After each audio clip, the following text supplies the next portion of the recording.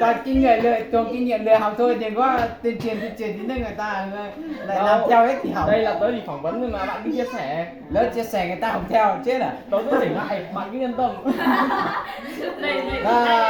Theo trong suốt 2 năm học qua lớp 10 thì nói chung là học rất là ngu, nhưng mà không hiểu sao vẫn bị xếp vào lớp chọn thì cũng chịu thôi.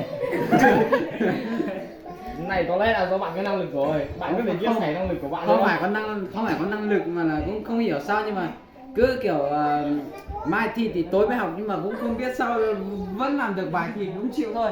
Thế bây giờ tao hỏi bạn là cậu trong lớp mình cậu ấn tượng và nhớ bạn nào lâu nhất nào? Bạn rẻ.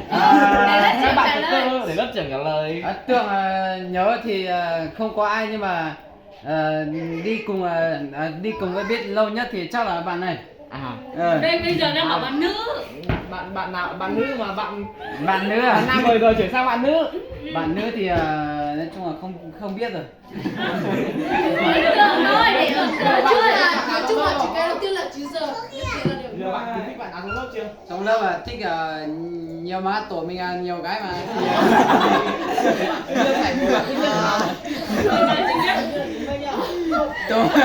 Tổ mình nhiều cái mà thích bạn nào chả được.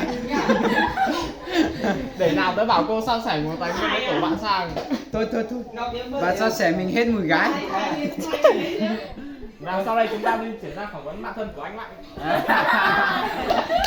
Mối tình này đây trăng trời 6 năm trời. Mối tình không bao giờ cưới.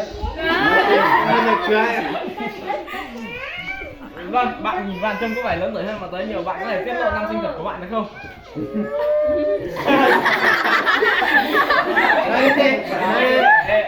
Nào cầm mình lên. Kể đi.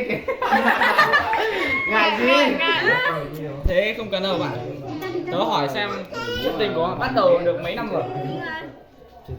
Chuyện tình yêu của bạn bắt đầu được mấy năm rồi?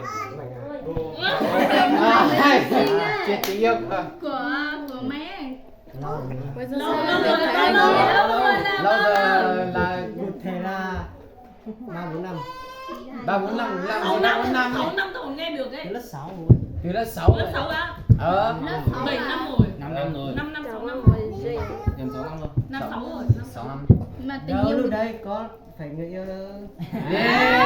Mờ thôi. Lúc đấy mà chỉ đang làm bạn thôi. Chưa. Đi về à? À mấy giờ ăn cơm nhỉ? Dạ cô là nhưng mà bạn đâu có gì về. Chưa phỏng vấn xong mà. Phỏng vấn cái bạn ấy